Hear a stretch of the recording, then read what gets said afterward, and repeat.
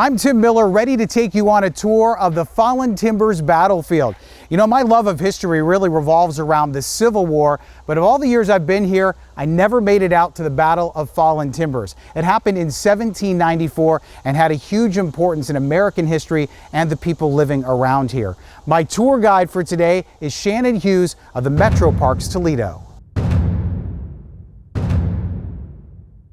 All right, Shannon, here we are at a place right off of US 24 where a lot of people think this is the battlefield. This is where the monument is to Fallen Timbers, but this was misidentified as the battlefield. Yeah, for over 200 years, really, we didn't exactly get it right. And so what I always tell people is this monument, or the Memorial Park, is actually a great testament to reminding us that we really always need to concentrate on finding first-person accounts of historical events and making sure that we're telling a holistic story. Because while this is a beautiful park, it does remind us that we don't always get it right. And so the monument stands as a testament to allow people to come out, get a great look at the view shed of the Maumee River and really understand why this area was so contested and so heavily fought over. It also reminds us that there's 3 parts to this site. Shannon is a historian and expert on this battle and breaks it down to the Memorial Park, Fallen Timbers Battlefield, and Fort Miamis. You can't tell the story without all 3 components. While the Memorial Park off US 24 by Sidecut Metro Park with its tall monument looks like the place the battle was fought, it was not. Historians thought it was for 200 years. After the War of 1812, a map maker researching the battle accidentally inverted the map, so the map was drawn incorrectly. That was the map used to identify the battle. And here's one that's used at the battlefield to show this was a misidentified battlefield for many years.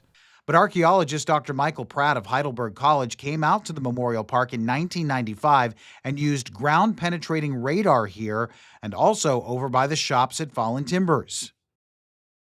What he found is nothing.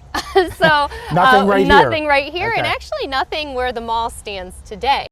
At the Memorial Park site, he didn't find any artifacts from the battle, no evidence the actual fighting took place here. So this location that so many people believed was the actual battlefield for so many decades never was. And so when we were reading these first-person accounts, there wasn't really a mention of the Maumee River, which we call the mighty Maumee, influencing the Legionnaires' battle plans. And so what we were seeing was the only really remarkable natural feature that was talked about was a ravine.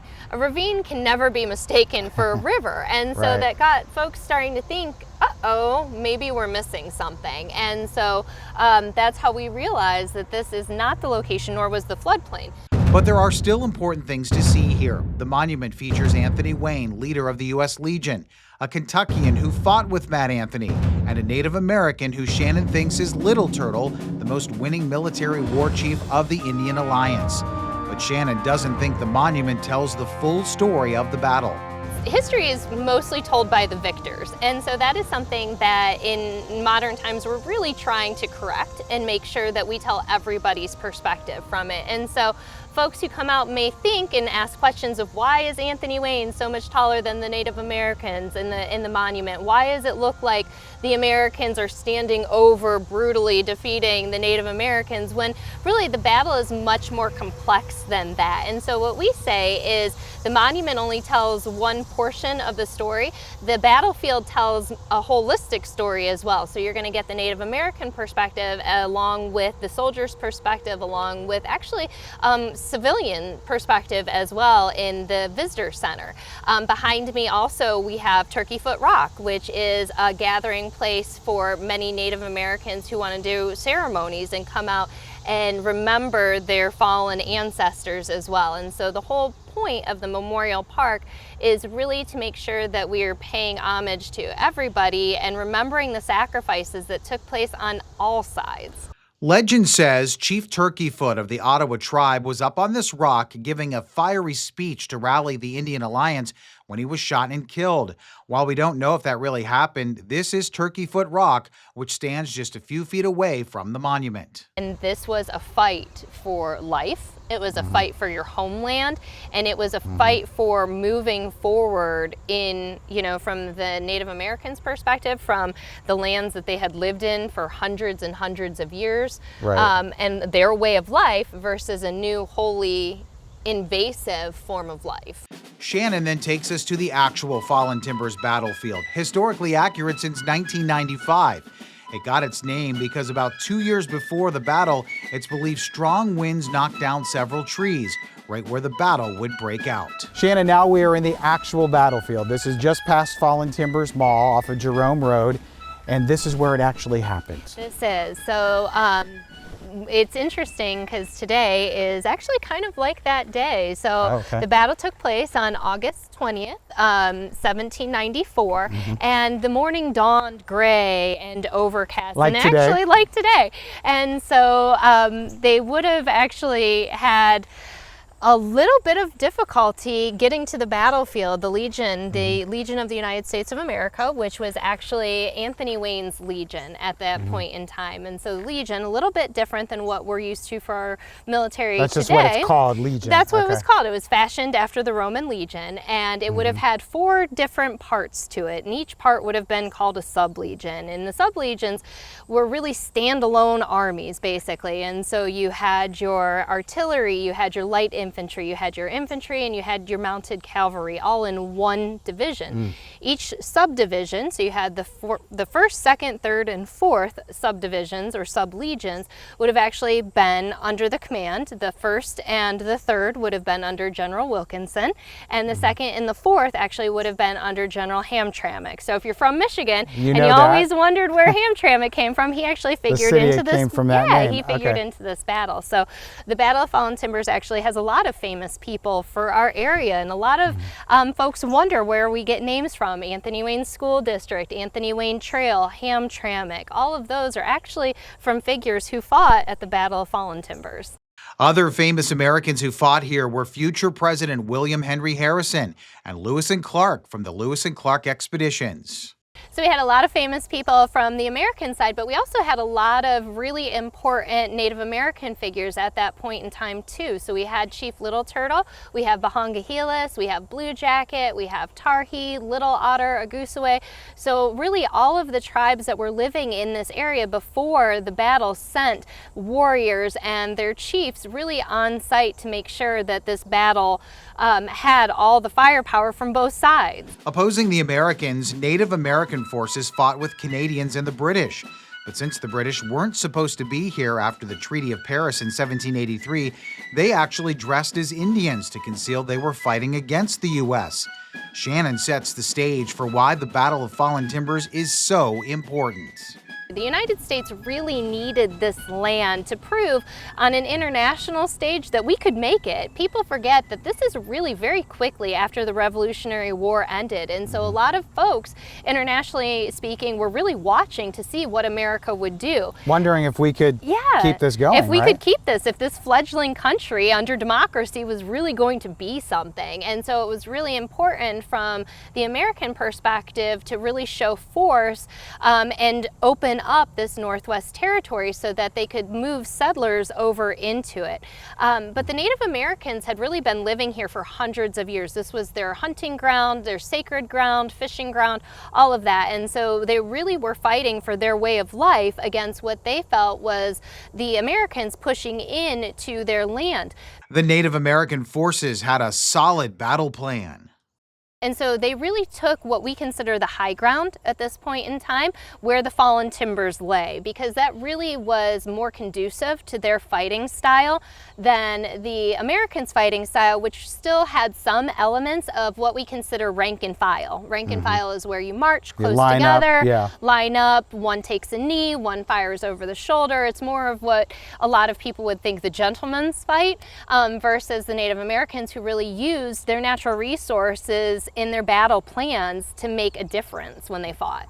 And as we're looking at the battlefield here, you had the U.S. forces coming from what is Farnsworth now this way, and the Native American forces coming this way, and this is kind of where they converge. This is the convergence, right? And so what you're going to start to see happen is when I talk about the battle being so long, it's going to unfurl at different points in time of the morning. And so the battle plan originally was for Anthony Wayne's Legion to kind of set out at 5 a.m. in the morning, get here and start the battle. Anthony Wayne, Mad Anthony Wayne as people call him for many reasons, but he was really known for discipline and for his strategy. And the unfortunate thing, which I say is like today, is the morning dawned rainy and it was muggy and it was just a, somewhat of an August Ohio day. Yeah, and you're feeling it out here and today. You're feeling it today, yeah. Right? And so could you imagine wearing all that wool and buttons? No. That was tough, I'm sure. So when the morning dawned like that and it rained, the drums, which were the way for Reveille to get the soldiers moving, their communications were wet. And so they didn't get to set out when they thought they were going to set out. And so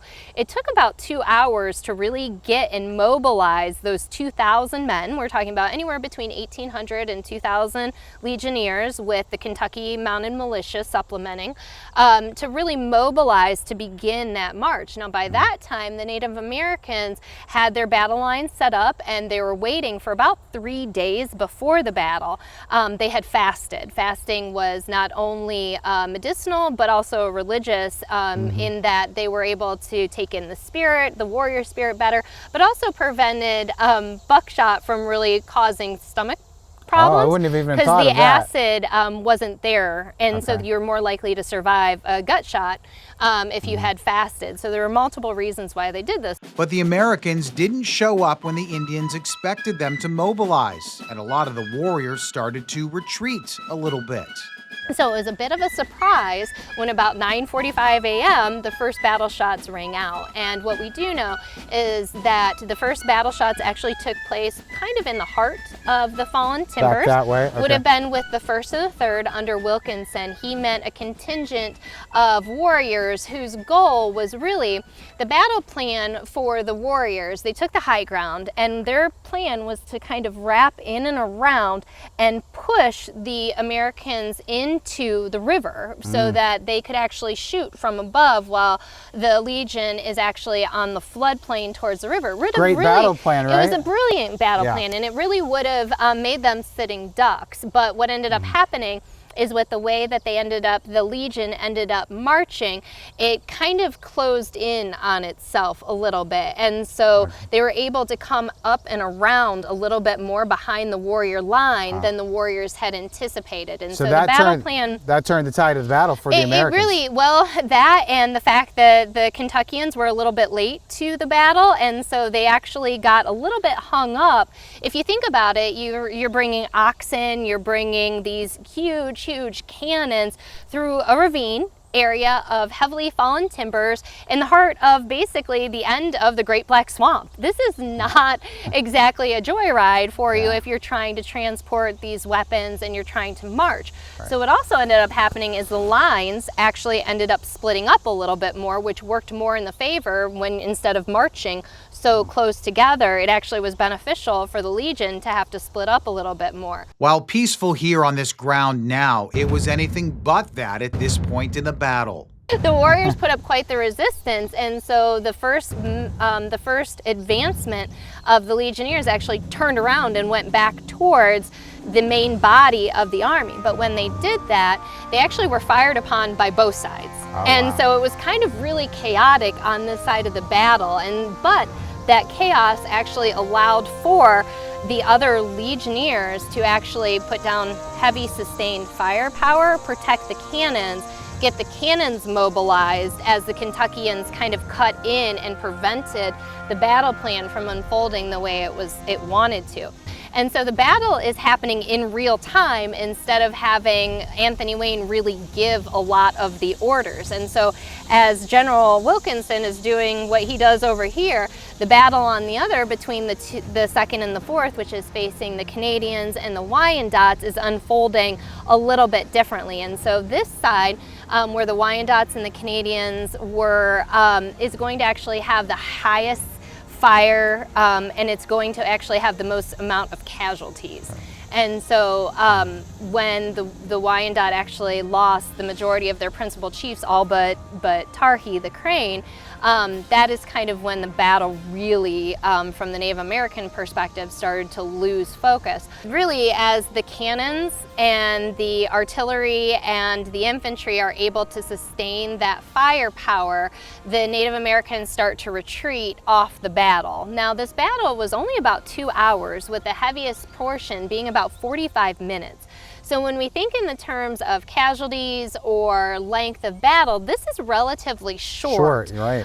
In comparison. And so historians aren't the only ones who think that, right? So Anthony Wayne believes that this is not the end of the battle, that this is just a precursor to the actual battle that's going to take place farther back. What ends up happening is Anthony Wayne waits on the battlefield for about 4 hours before he starts to move towards Fort Miamis. The reason for that is he's thinking that he's going to be led into a much stronger ambush. But that never happened. The warriors decided not to fight here any longer. As the warriors left the battlefield to regroup, they went to Fort Miamis to regroup, thinking that the British, who had subversively been telling them to, fight, to don't give in to the Americans, don't trust them, they'd been providing, blankets and food and brotherly affection, in language they're thinking, okay, well, we're bringing them. You've got this fort. You've got these heavy munitions that we need. You're going to come out and help us. So we got in our cars to drive to that final location of the Fallen Timbers battle, Fort Miamis, along River Road in Maumee. Fort Miamis was built in present-day Maumee by the British in 1794. The biggest reason for it was to protect another fort miles away. So they built Fort Miamis to make a statement to the Native Americans to say, we're still here, we're not going anywhere, to make a statement to the United States to say, we're still here, remove us if you can, but also to really prevent Anthony Wayne's Legion from marching up to Fort Detroit, which they were very concerned about at the time. So this was a deterrent. This fort was a deterrent. Yes, absolutely, and what a deterrent it would have been. I know all we have left, unfortunately, is the earthworks, but if you can throw your mind back to 1794, this would have been the height of a military fort at that point in time. And so it was quite the deterrent to have people come in with the earthworks, with the abatis. They had cannons. They were really a well supplied, as far as the outside looking in, fort to prevent anybody from marching or sailing, since this would have been the farthest point that you could have actually gone on the Maumee River with a ship. And the abatis would be those long logs with the sharp edges to Absolutely. the sharp points to keep you from taking the fort. Yeah, so if you can imagine, you are coming through a 25-foot trench to try and to get into the fort, surrounded by these spiky, huge logs that are coming out of the ground. Yeah. The earthworks are so deep to prevent that cannon fire from actually hurting. It was just really, if you think about a fort, it would have been a nightmare to try and get into. This is where the Indian forces came to after retreating from the Fallen Timbers battlefield. Their hopes of starting the fight again would be dashed, and Anthony Wayne's victory made sure the Northwest Territory would be completely opened to American expansion. So the Native American forces, they don't do well, or they lose the Battle of Fallen Timbers, and they wouldn't maybe realize the full extent of it till later, but they fall back here to Fort Miamis. Correct. Hoping what? So they're hoping that at this point in time, they're regrouping, right? So nobody really knows that the battle is actually over or the tolls that were taken, right? And so they were moved back to Fort Miamis and basically said to the British, of course, there are some folks that still want to say that the British slammed the fort doors on their face, but the fact of the matter is, they asked for help, and the British basically said, we can give you no quarter, which means we can't allow you to come into the fort because that'll effectively be declaring war on the United States by harboring an enemy. And we're not prepared to do that. Now, Little Turtle, who was very military savvy and was an excellent leader, he basically knew this was going to happen. He had said to the Alliance, we really need cannons and we need people and we need the British to support that. So there wasn't everybody who was surprised by the British denial of their request, but it did hurt so much so that the Alliance then had to retreat further away because they couldn't be at the fort as the Americans started to march this way from the battlefield. So they ended up actually retreating to the mouth of the Swan Creek, and when that happened, they actually ended up kind of disbanding. So the Alliance from that point started to fall apart. When Anthony Wayne marched, he did march within pistol shot of Fort Miamis. They encamped. They traded some very terse letters that always ended with "your most humble, obedient servant."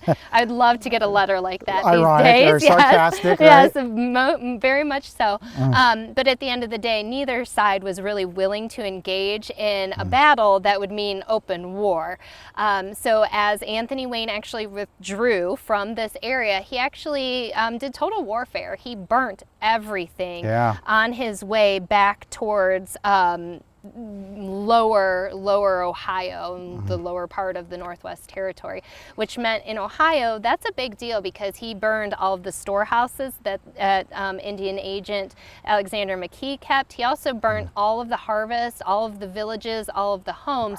So the Native Americans, without the British backing and with losing all of their villages, really didn't have much of a choice but to determine that they needed to treat with the Americans, and that actually was what happened at the Treaty of Greenville, which took place in August 1795. And I found it fascinating, Shannon, that you had made a comment earlier that if the U.S. had lost the Battle of Fallen Timbers, it wasn't insignificant. What could have happened? So there are many theories, but basically what we say is if the Battle of Fallen Timbers, if the Native Americans would have been victorious, they would have prevented the Americans from moving westward into the Northwest Territory, but also everybody was watching at this point in time. This is an international stage that we're playing on, and so the British would have been bolstered by the Americans not being able to take this land. The French were interested in what was going on because they were about to get to war with the British. The British needed this area for the money in the land, and so just like the Americans, who were kind of broke after a war because wars are expensive, the way to pay for things is with this beautiful land. So if we would have lost this as Americans, we would look could completely we have different. lost Ohio too? We could have lost quite a bit. Not only Ohio, but the entire Northwest Territory, which tended to be Illinois, Indiana, Upper Michigan, all of those parts. And so this really opened up the loss, and the Treaty of Greenville really opened up westward expansion and really the Indian Removal Acts of the 1830s. So for those people out there like, okay, I kind of like history, but I don't really think Fallen Timbers battle was that big of a deal. Quite the opposite. I would argue it is one of the three most important battles that took place in the formation of the United States of America. Back to the actual battlefield, and what about the casualties? The battle was only about 45 minutes long. I wanted to ask you about the casualties. For a pretty short battle, really not a lot of casualties when you think of some of the bigger battles in history. Correct. We're talking, what, 50 to 100 on each side? Yep, that's what we're looking at. Again, it's a little bit difficult for us to know because this was not necessarily a time where we were kind to the enemy from an American perspective, and so it wasn't like they were out counting the loss for the Native Americans. Anthony Wayne was also not kind to his dying soldiers as well at this point in time. Remember, he's still thinking that there's going to be more of a battle, and so he doesn't collect his dead. He doesn't necessarily collect right away the wounded. In fact, he doesn't do that until he comes back through this area, and so there are a lot of unknowns. When you're standing here, Shannon, do you try to picture that day and you know what happened here, but you try to put yourself in their shoes? What were they seeing? What did it smell like? What did it sound like? It's hard not to do that, right? I mean, well, what we say about Fallen Timbers is we've worked very hard to make this a sacred site. It's going to be different than your normal metro park. This is not going to be a park where we are going to allow cross-country meets to take place. No bicycles are allowed on this trail. Yeah. This trail is meant to be reflective of the sacrifices of the people who fought and died here. It is still an open archaeological site, and so it's still under federal protections to prevent people from coming coming in and really digging or trying to find artifacts, anything like that, because it really is still just as sacred as any of your Civil War battlefields that you're gonna see. Come out here, Yes. go for a walk, bring the dog Yes. for a walk, but you're not going to be having a big picnic here or family reunion or anything. And it's great to do those all over your metro parks. We have 19 parks within 5 miles of every Lucas County resident, so there are plenty of places to do that. But what we think for here is that this is a place to really reflect and take stock of what happened here. So I don't know how you could come here and not hear the gunshots or smell the smoke or feel the vibrations of the oxen moving through. To me, that's the purpose of a site like this. Fallen Timbers, a battlefield that was misidentified for 200 years. But they have it right, and you can visit it whenever you want. Shannon Hughes at the Metro Parks was such a great guide for us, and she does regular tours of the battlefield year-round. Just go to metroparkstoledo.com and check out the program calendar. And the thing we really focus in on is really that Ohio education. 4th grade loves to come out and visit us because we have huge Ohio history right in your backyard. So if you ever wondered why things are named the way they are, Fallen Timbers Mall, Anthony Wayne Trail, Anthony Wayne School District, we've got those answers. We'll see you next time. I'm Tim Miller.